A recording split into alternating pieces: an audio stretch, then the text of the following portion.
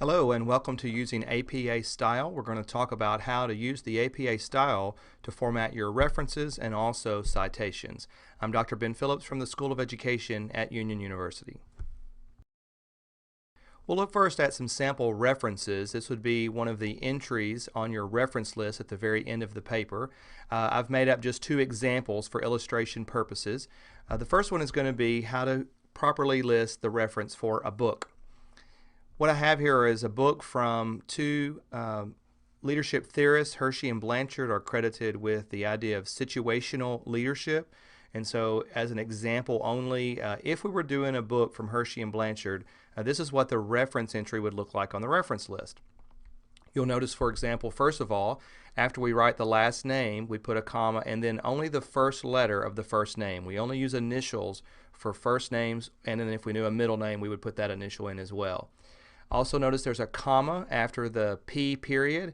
Sometimes we only think about using commas when there are 3 or more items in a series, but APA calls for a comma even if there's 2 authors. We use the ampersand instead of spelling out the word and then you'll notice that there are periods at the end of every major element within the entry itself. So there's a period at the end of the author's names, there's a period at the end of the year, a period at the end of the title of the book, and a period at the very end of the entry. The title of the book is Management of Organizational Behavior. You'll notice it's italicized, and it follows some very unusual capitalization rules. For this particular title, we would only capitalize the first word, and nothing else would get capitalized. After the title of the book, we have the city and the comma, the title, the state abbreviation, and then you'll have a colon there. This is where the publisher is located. After the colon is the actual publisher's name. Of course, there's Prentice Hall. So that's what the entry would look like if you're referencing a book. If you're going to reference a journal article, the entry would look like this one here at the bottom.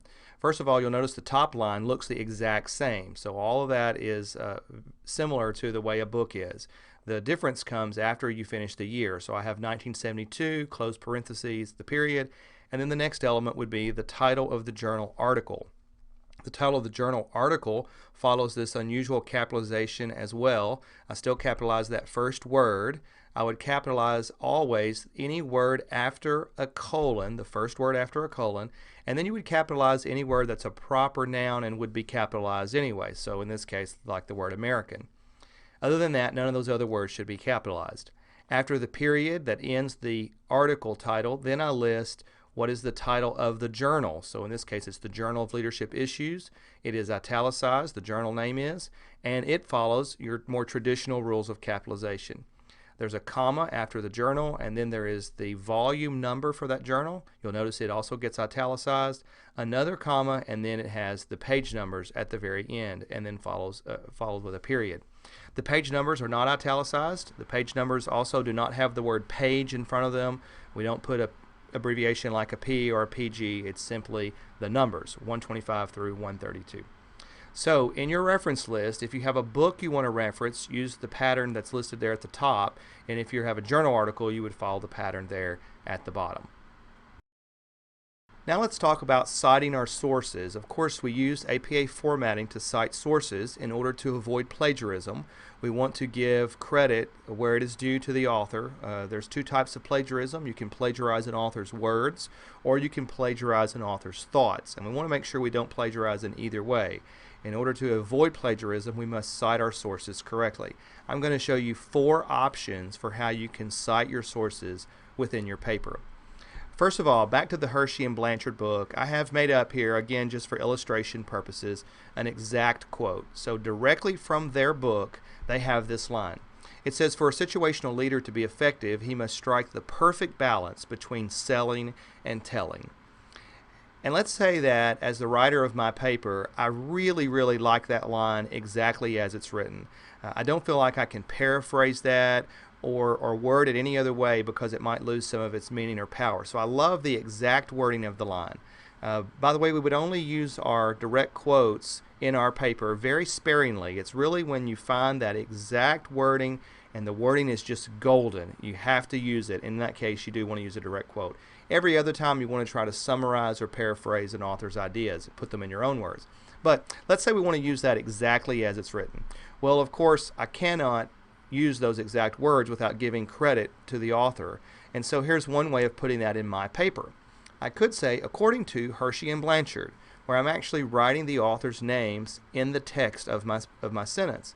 After the author's names, I should put the year for the citation, 1972, and then now I have the direct quote. It's word for word the way the authors had said it. By the way, APA does allow for you to change the capitalization in a direct quote if you need it for that first word. So the fact that I went from a capital F in 4 to a lowercase, that's no big deal. All of the wording is the same. It is in quotation marks, and at the very end, that's found on page 23. And so in this case, my citation is worded and filled out the right way to use that direct quote. That's one way to do it. So the citation and also those quotation marks are important. An alternate way to cite this source, so here's option 2, is instead of putting Hershey and Blanchard in the text of the sentence, I could simply put them at the end in one parenthetical citation. So I have the exact quote, it's in quotation marks, that's important, and then in parentheses Hershey and Blanchard, comma, the year, comma, the page number. Notice Hershey and Blanchard has the ampersand when it's used in parentheses, but in my earlier example, when I was simply writing it in the text as part of my sentence, I do spell out the word and. A little quirky rule about APA there. But this is a second way to incorporate that phrase into my paper. Let's look now at a third option, and this is for the option a person decides they don't want to do the direct quote, instead they want to reword the quote and put it into. And so maybe for an example, they have this idea. They write in their paper, for a situational leader to be successful, he should find the right balance between promotion and informing. You'll notice what the author of the paper has done is taken the quote from the book as it appears from Hershey and Blanchard's words and tried to swap out the words in order to avoid plagiarism. And so where the original author used the word effective, now in this paper I've chosen the word successful. Where the original author said he must strike, I've put in here should find. Instead of saying the perfect balance, this author is saying the right balance. And then finally, instead of saying selling and telling, we swap that out to be promotion and informing. Almost like finding a synonym for every word in a thesaurus and simply swapping out the original author's words for new words. Some people look at that and say, well, since we have not used those exact words from the original authors in my paper, then I've not plagiarized. I've successfully avoided plagiarism by swapping out the words. But that's not exactly right. While that does avoid plagiarism of the author's words, it does not avoid plagiarism of the author's ideas. If that were listed in a paper based on that quote at the top, we would consider that to be plagiarism. You'll notice the idea is indeed the same, and the author of the paper cannot take credit for the idea when it really should be giving credit back to the original authors. And so if we're going to use this particular line in our paper, we do indeed need the citation at the end in order to avoid plagiarism of the original author's ideas. You'll notice, by the way, that there's no quotation marks since it's not a direct quote word for word from the original authors, and also there's no page number in the citation. The page numbers are only used when we are putting a direct quote into our paper.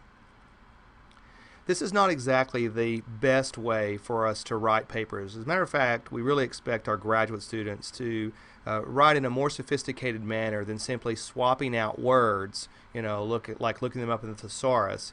Instead, what we'd like to see is we'd like to see students who read the original author's sentence, take what the meaning is and the ideas from the original authors, and then repackage them in a new sentence. And so while this example is indeed a third option, it's a way of doing that, it's not the most sophisticated and not the best way that we'd expect in our graduate students' papers. Here's a fourth option where the author takes those ideas from the book and then writes a brand new sentence. It says, for a leader to exercise situational leadership properly, he must blend the opposite concepts of encouraging buy-in and also direct commanding. In this case, the idea still belongs to Hershey and Blanchard, and so that's why the citation's needed. But it's a brand new sentence. Again, it's been repackaged by the person who's writing the paper. A much more sophisticated way to get that idea in the paper. A lot better than simply swapping out the words. This would be a fourth, and then in this case, a better option than that third option. of taking those ideas from the authors and blending them into my paper. Hopefully this has been helpful. Using APA style, we saw some examples of references, a reference entry for a book and also for a journal article, and then 4 different ways to do citations. Good luck on your paper.